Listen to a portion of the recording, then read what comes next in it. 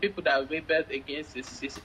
And other generation, we have people like Biavanga Wanini from Kenya. So unlike before, when gay people are so rigid, but now people are they are starting to understand that this is my life, and you don't have any power over it.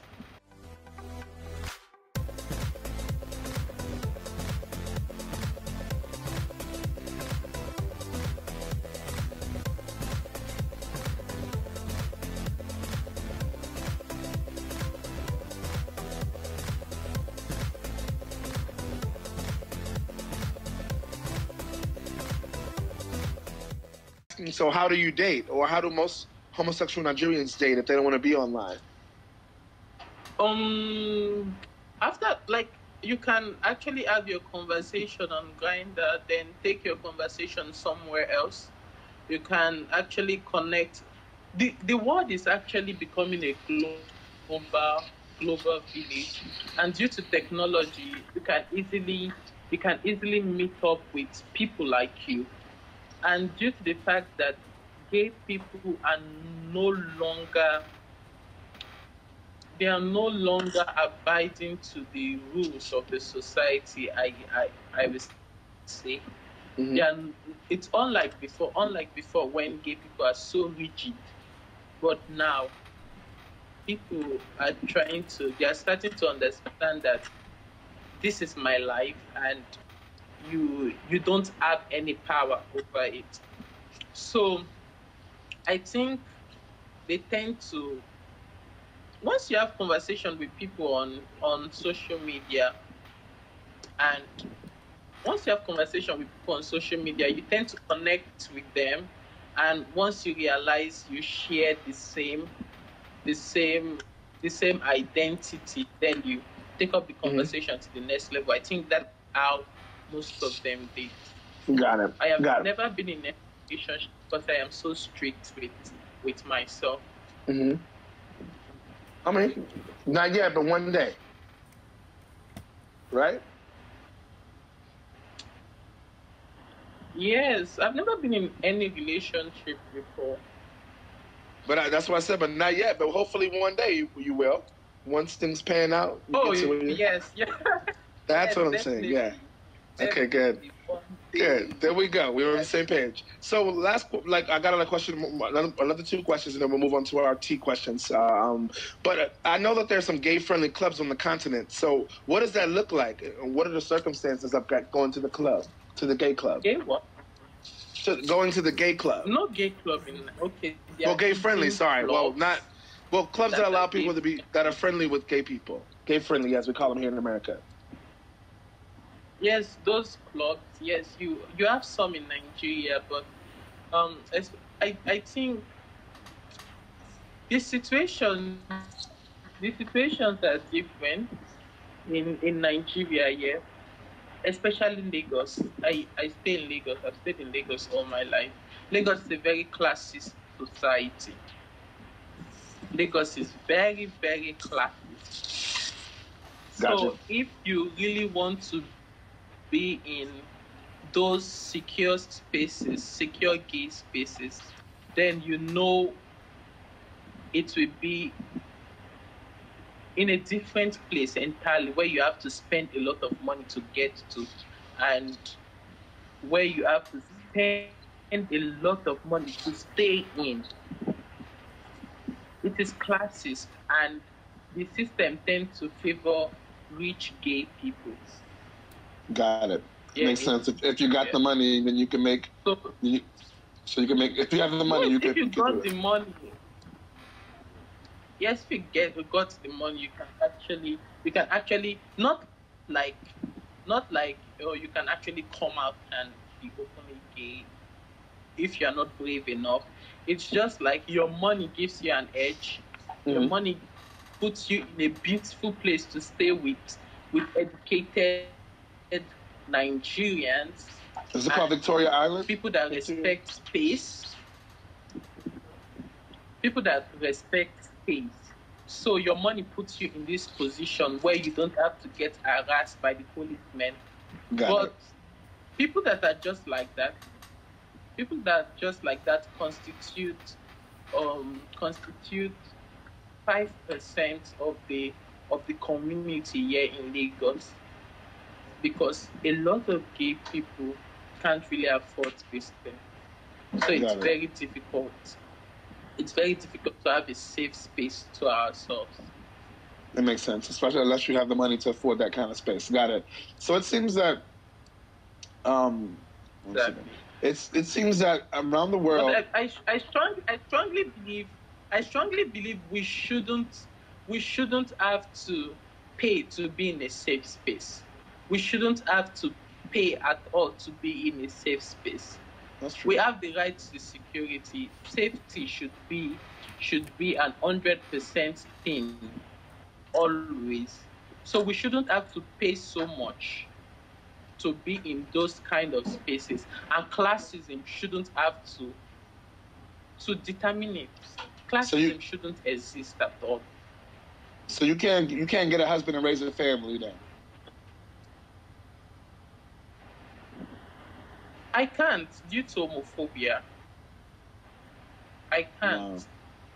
But like strongly, people are doing it here in Lagos, but they do it in the Eden. They do it in the Eden, but I can't. I don't think I can fall in love in a place like this where I have to hide being in love. I don't want to hide it at all. I want to walk on the street with you holding my hand. I want to kiss you on the street. I don't want us to only do it in our rooms. I don't want that for myself. So I'm trying so hard to get to a safe space, a safer country where I'll be able to do all these things without living in denial of my true identity. Got it. Amen to that. So around the world, it seems that our younger generation is more open to people living in their truth. You know, love and living in your truth. And whatever ways that love manifests, pretty much, let love be love. Why do you think that is now that our younger generation feels like, fuck it, I'm going to live my truth and live my life, versus the older generation? Because the older generation have been in denial of that. Okay. They've been in denial of that all their lives because they were taught not to question things. They were taught to live silently and not ask why things are the way they were. So, but this generation, this newer generation, wants answers. They want to know why you are restricting them from doing things. They want to know why they cannot be different from other things. They want to know. Mm-hmm. And it is our right to have answers. It's our right to ask questions, rather. And it's our right to express ourselves the way we want to express ourselves. Amen. So the older generation were in denial of this. It's totally okay. It's totally okay that they were in denial. I guess they were trying to be safe, and they were trying to be benevolent somehow to the system, so it will favor them. But now we are done with the time of being benevolent with any fucking system that does not recognize our full humanity. We are done with being nice to those systems. We are done with being nice to our oppressors. We want answers. We want to know why you are oppressing us. And even your reason does not determine anything at all, because you are not supposed to fucking oppress us. So the older generation, as I said, were in denial of this. Some of them weren't, because I knew some people that rebelled against the system. Mm-hmm. Some people that rebelled against the system. an older generation, we have people like Biavanga Wanini from Kenya. We have if like I have read so much of African history, and some of them don't have names, but they rebelled against the system. They rebelled against the system. I think that is we are following their path. We are following their path, but we are more. We are more now. A lot of us want answers to these questions. I like that. Yes, I love it. I love it. I love it. Thank you. So that was a great way to end the first part of our interview. We got some more questions for you. That's more like a verse T interview. But wow, that was a lot to take in. That was I just want to say first and foremost, thank you for that. Like listening to all you said and hearing the reality of life now. I think it's very important for people to hear, especially now in 2020, people to see what's really going on. So shout out to you for that. Thank you for that. It's been going really good. So I've got some more questions for you. These are our verse T questions. We ask these questions to everyone that we interview. And, just to, have a little fun. So we're going to start. Please tell people where they can find you in case they want to be inspired to get in contact with you or maybe, reach out. Okay, you can find me on Facebook, Instagram, and Twitter. I do my advocacy work on these platforms, and I use my lived experiences as a means of reaching out to people. So you can get me on Facebook with Matthew Blaise, and on Instagram with Matthew point Blaise. And that's BLAISE. Make sure I say yes, that right. Yes. Okay, cool. BLAISE. Got it. And okay. So. On Twitter at Blaise_21. Boom, just like that. We got Instagram, we got Twitter, we got Facebook, we got it all. Awesome, amazing interview. Thank you so much again for your time. All the way from Nigeria, Lagos, Nigeria, ladies and gentlemen, we had Mr. Matthew Blaise here for our All the Tea interview with Verse TV. I'm your boy Troy Weeks Music. Thank you guys for tuning in. Matthew's going to be here always with his interview, so you can check it out. And thank you guys so much. Like, comment, subscribe. And if you want to talk to Matthew, you can write anything below. We'll make sure we'll get your answers. Thank you so much, guys.